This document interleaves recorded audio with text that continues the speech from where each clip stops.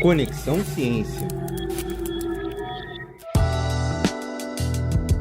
Uma das doenças mais traiçoeiras e letais no mundo busca por soluções e tratamentos mais eficazes até hoje. O câncer atinge mais de 700 mil brasileiros por ano, sendo quase 8 mil crianças e adolescentes, de acordo com o INCA, o Instituto Nacional de Câncer. E esse público super vulnerável precisa enfrentar desafios únicos para o combate à doença, porque diferente do câncer em adultos, mais relacionado a fatores ambientais, o câncer infantil tem muita ligação com fatores genéticos, ou seja, fruto de uma exposição chamada transgeracional. Felizmente, há estudos sendo realizados dentro dessa temática. Inclusive, um paranaense, encabeçado pela professora Carolina Panes, que analisa o impacto da exposição das mães e pais aos agrotóxicos no perfil de agressividade da leucemia desenvolvida pelos seus filhos, os quais são pacientes no Hospital do Câncer de Londrina. A professora atua no curso de Medicina e no programa de Residência Médica em Cirurgia Geral da Universidade Estadual do Oeste do Paraná, no campus de Francisco Beltrão, além de ser docente permanente no programa de pós-graduação em Ciências Aplicadas à Saúde da UniOeste, no programa de Fisiopatologia Clínica e Laboratorial e do programa de Patologia Experimental da Universidade Estadual de Londrina.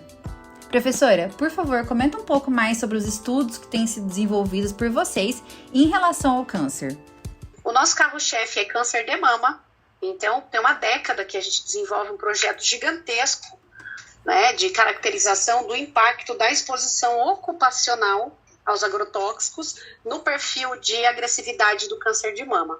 E, em paralelo a isso, vieram surgindo outros projetos. A gente começou, assim, o projeto de câncer coloretal, que começou ali depois da pandemia, porque a gente percebeu que tem uma incidência muito grande de câncer coloretal aqui na região. Eu estou no sudoeste do Paraná, né? Eu trabalho com os pacientes da 8ª Regional de Saúde.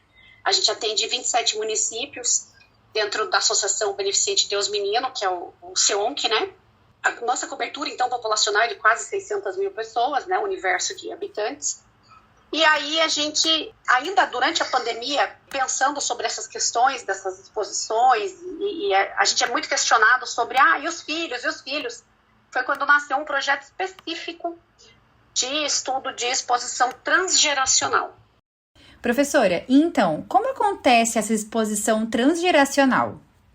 Essa criança, ao longo da gestação da mãe, sofreu algum tipo de exposição.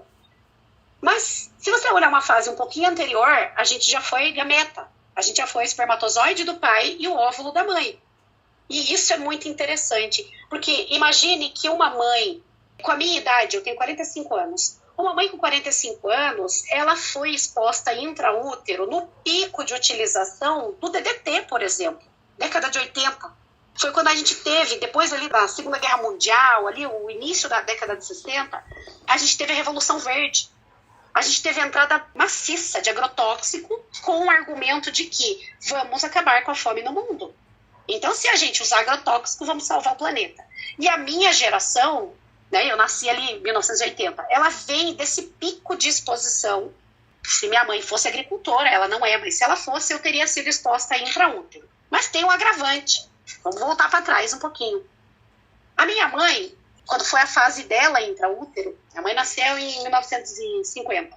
A minha mãe não tinha grandes exposições. Nessa época era o início do uso de substâncias químicas, mas mães que foram ali da década de 50 para frente, né, 60, elas foram expostas na barriga da mãe delas. E a mulher, biologicamente falando, tem um fenômeno muito curioso. Por isso que eu estou puxando esse raciocínio para você. A mulher, ela já nasce com os óvulos dentro da barriguinha dela. O que significa que eu fui um óvulo exposto na barriga da minha avó. Olha que loucura.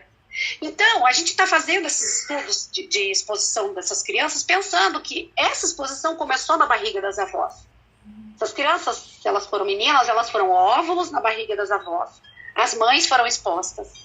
As mães engravidaram. Os pais foram expostos, então juntou um óvulo exposto, né? Desde a avó. Foi exposto da avó, foi exposto da mãe, junta com o espermatozoide exposto do pai e gera uma criança. E a gente, então, acaba teorizando que essa linha de exposição que eu estou falando para você, que é chamada de exposição transgeracional, tem o potencial, sim, de gerar crianças doentes. Então, a ideia do projeto nasceu disso aí. Da gente começar a pensar que essa linha do tempo da exposição dos gametas pode gerar indivíduos doentes. E a gente começou o nosso estudo, então, a partir da pandemia, com esse foco. Pois é, acabamos de ter uma aula para entender um pouco mais do desenvolvimento do câncer no público infantil. Professora Carolina, muito obrigada por dividir conosco um pouco sobre a pesquisa que está sendo desenvolvida sobre esse tema.